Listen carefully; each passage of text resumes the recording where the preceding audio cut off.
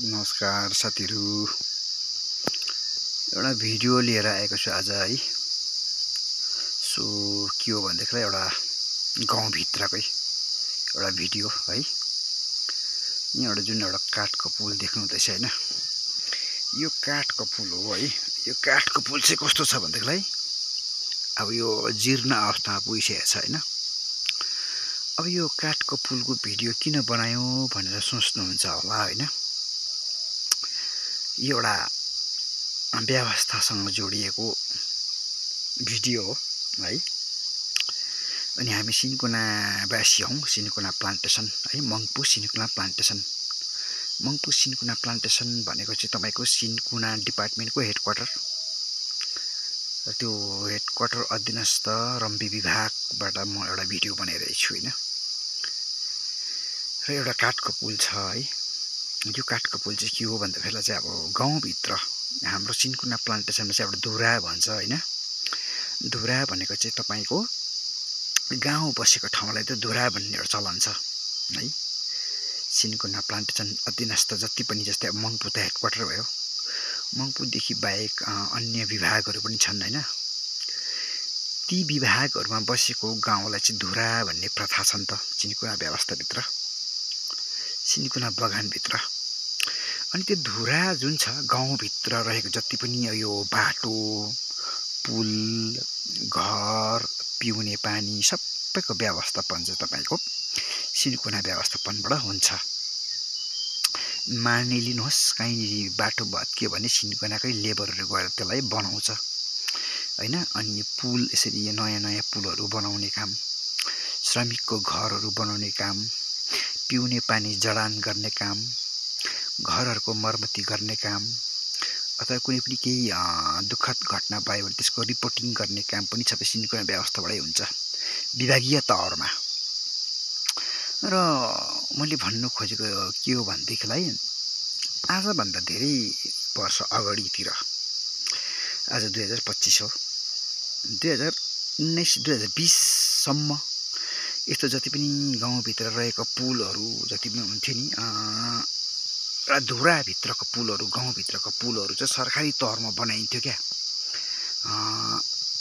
गन्ती घर भन्छ है, मस्टर गन्ती घरको चौकीदारहरू आएर रिपोर्टिङ गर्थ्यो। अनि रिपोर्टिङ गरेपछि चाहिँ त्यो अब कहाँ पुल बनाउनु पर्छ, कहाँ बाटो बनाउनु पर्छ, कसको घर चुहिएको छ, कसको घर मर्मत गरिएको छ, कहाँनिर पहिरो गएको छ, रिपोर्टिङ गरे पश्चात त्यसमाथि कार्य गरिन्थ्यो।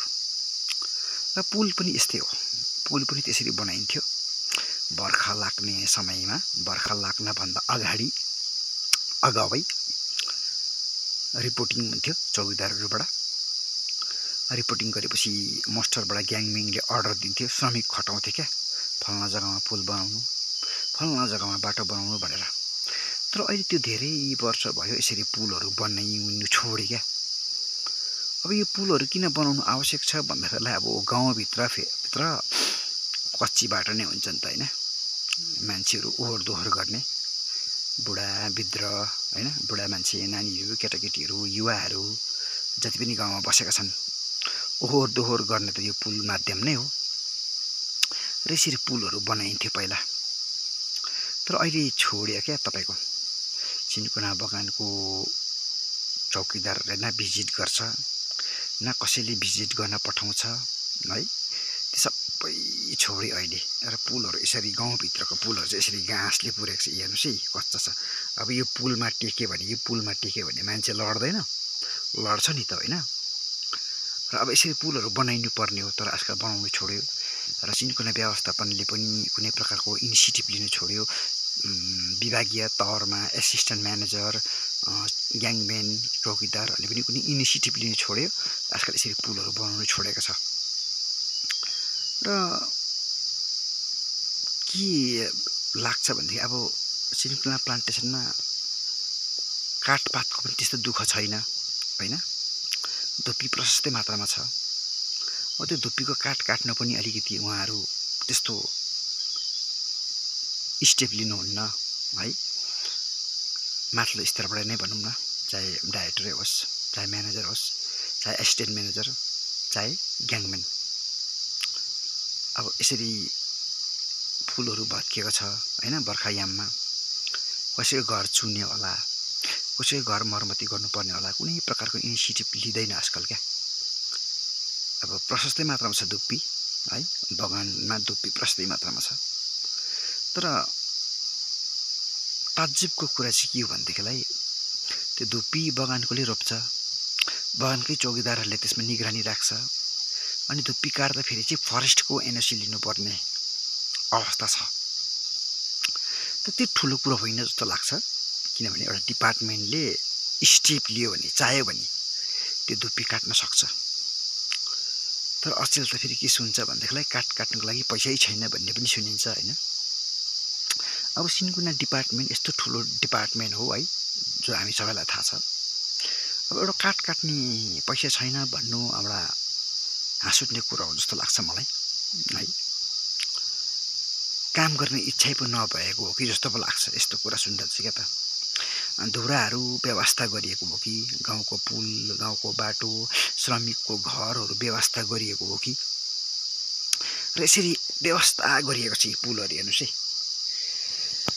मैले अघि नै भनिहालेँ अब आजभन्दा 3-4 वर्ष अगाडि मजाले एउटा व्यवस्थापन गरिन्थ्यो क्या यसरी गाउँभित्रको पुलहरू बनाइन्थ्यो धुरा बाटो भन्छ गाउँभित्रको बाटोहरू बनाइन्थ्यो कहाँनिर पहिरा झरेको छ त्यो पहिरोहरू मर्मत गरिन्थ्यो श्रमिकको घरहरू चुने छ भने हैन बनाइदिन्थ्यो तर अहिले सबै त्यो के छ बिस्तारै बिस्तारै हराउँदै गएको छ र यो किन हराउँदैछ त कि सिन्कुना प्लान्टेसनमा व्यवस्थापनको अन्य कामतिरै ध्यान गएको हो कि या त यो जुन प्रथा छ सिन्कुना प्लान्टेसनमा हैन श्रमिकहरू बसेको गाउँभित्र श्रमिकहरू बसेको धुरामा पुल बनाइनुपर्छ बाटो बनाइनुपर्छ भन्ने कुरालाई आजकल त्यो प्रथाबाटै हटाइएको हो कि या त जुन चौकीदारहरू छ सरकारी चौकीदारहरू उहाँहरूले रिपोर्टिङ नगरेर यस्तो भएको हो कि